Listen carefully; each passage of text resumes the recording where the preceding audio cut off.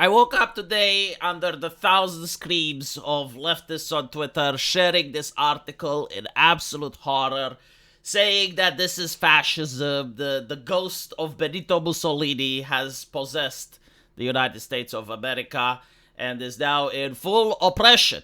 It's deciding to prevent people from buying bad food and sugary drinks with food stamps. You know, it's interesting about food stamps that they are kind of like the digital currency that the banks want us all to have, right? Like the concept of the digital dollar, the CBDC, if you will, central bank digital currency, they call it, and it's for a cashless society.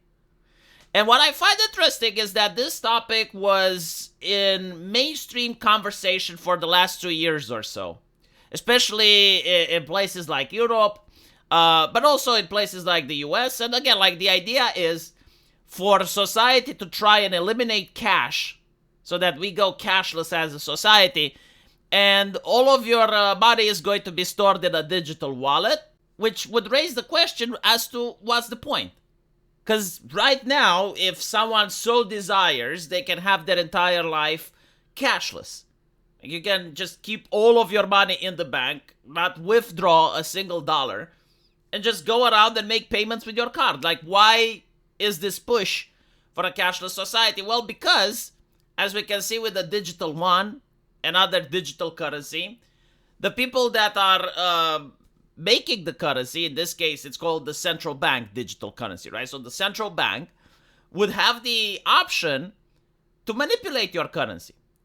If you do a traffic violation, well, you don't have to spend time talking with the cop. Like, the money is instantly withdrawn from your account.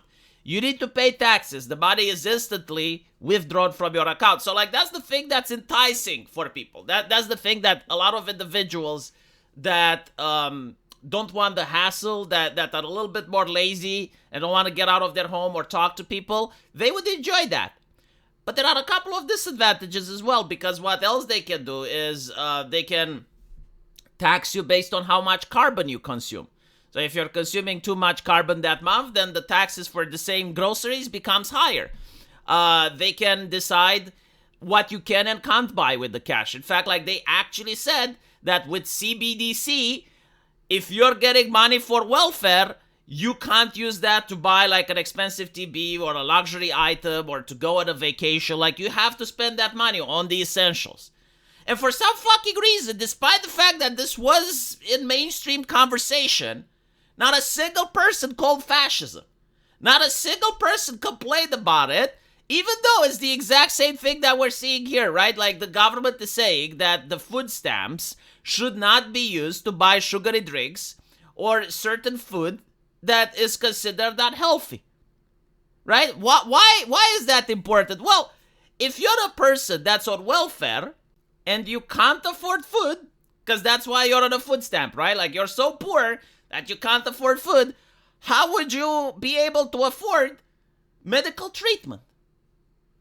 And so the government is protecting you from your own stupidity. If you don't like it, go get a job, work, make actual money, and then buy your sugary drinks. Holy shit. But again, you know, like I understand why people are complaining, but what I don't understand is why they didn't complain when the CBDC project was talked about and discussed. Because at the end of the day, the idea of food stamps is very similar to CBDC. Like, what is it? It's a coin that expires, and you can use it only for purposes that are intended. And so it's extremely similar to a food stamp. So what I think that this is happening is not that all of a sudden society is outraged about food stamp, because I'm willing to bet if I go on Twitter, the overwhelming majority of people that are complaining about this being fascism have never touched a food stamp in their life. I even see people that aren't Americans complaining about this. No, like, they're complaining about Donald Trump. And this is why people don't take you seriously when you complain about Donald Trump, because we assume that your default position, no matter what the man does, no matter what the man says, is you're not going to like him. And so, like, we just automatically assume that there's a percentage of the population that won't like him no matter what, so whatever they say can get disconsidered. Like, let's talk with the reasonable people. This is what happens when you're not reasonable. This is what happened to the woke. This is what happens to any other movement that is insisting in being perpetually unhappy. Like, no matter what happens, no matter what changes are done, it's not enough. They're still unhappy. They're still complaining. And their solution is to nag, right? Like a very feminine, maximum lunar energy, the biggest longhouse issue, right? Like, if your constant solution is to nag, bitch, and complain nonstop, and you're never happy, no compromise is enough, there's no middle ground, it's your way or the highway, right? It's your way or you're nagging, then people will just disconsider you. People will just assume that you're like a force of nature, like a storm, and when they're making a decision, well, those 20% of people are going to nag, and how do we deal with that? How do we work around them? How do we ignore them, right? Like that's the normal conversation. That's the adults in the room that just placed you on the kids' table. Regarding the food stamps, no, it's a fucking amazing idea. They do this in Europe as well. You can't buy alcohol with food stamps. You can't buy cigarettes with food stamps. And in this case, apparently, you're not going to be able to buy sugary drinks and what is considered to be bad food. My opinion on food stamps is that they shouldn't replace cash. Food stamps should be a thing so that the person doesn't starve to death, right? Because we as a society apparently have decided that some people who aren't producing anything shouldn't be allowed to starve to death. Whether we decided that out of compassion or for the cynical reason that we don't want food riots, I can't tell. But that is the decision, right? Well, okay, if that's the case, the food stamp needs to be like the bare minimum in order to encourage that person to still try and get a job, to still try and go to work. Because my mind was shattered, like my mind was blown, again, coming with an Eastern European morality and joining the internet and talking to a Swedish woman for the first time back in 2010, I believe, when I was still playing World of Warcraft, and I had this woman in my guild, she was a Swede. Now, in Romania, it's inconceivable to want to grow up and not get a job. Like, that is so ingrained in the culture that I think it would take like 3 or 4 generations for people to change their mind. Like, no, every man, woman, and child grows up with the idea that when they become 18, they either go to college and then get a job, or they get a job right then. The idea of living off government handouts is considered a social parasite. Like, there's a slur for that. And this is also in part because we had communism. But this chick from Sweden, I asked her, like, what do you want to do when you grow up? Because we were both 15, 16 at the time. We were playing World of Warcraft, right? Like, we were still in high school. And she tells me that, well, when I grow up, I want to have a kid.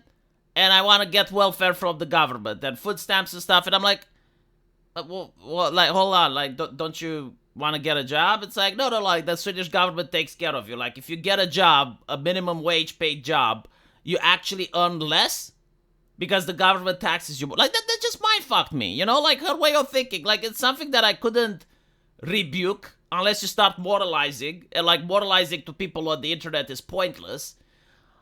But like, from a utilitarian point, I couldn't, like, try to reach her logic. I couldn't, like, try to convince her that what she's doing is wrong. It's like, okay, she wants to have a kid, and then she wants to get child support, and then she wants to get an entire life of welfare.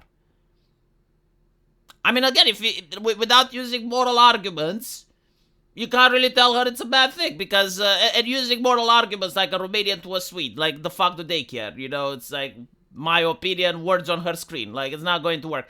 And so, that just blew my mind on how the world works. And then I realized that there's a lot of people that think like that. There's a lot of people that were on welfare, and they didn't want to get a job because, well, if I get a job, then the taxes are worse. And so, I don't know if you can change the taxes. Like, it's very difficult to convince politicians to tax people less or to change the system. But what you can do, however, is to make it so that the food stamps aren't as good as cash. That the welfare people are getting isn't enough to afford them a comfortable lifestyle. Like, they shouldn't be able to afford to go out on a date, to go out clubbing, to buy a present for Christmas. No, like, the idea is so you don't starve to death. You still should be forced to get a job, to find... And by the way, if you can't find a job, that's another important thing. If people can't find a job, then they become unhappy. If they become unhappy, they start pressuring the politicians and asking the question, well, why aren't there any jobs in my country? Why aren't there any jobs in my neighborhood? Like that's the other thing. Like, you would create a pressure for the politicians to start fixing the economy so that you do have employment. And yeah, like making sure that being on welfare doesn't afford you to do these things, like eating junk food, drinking sugary drinks, going out on a date. Like, it would motivate people, well, to find a way to get the income so they can do these things.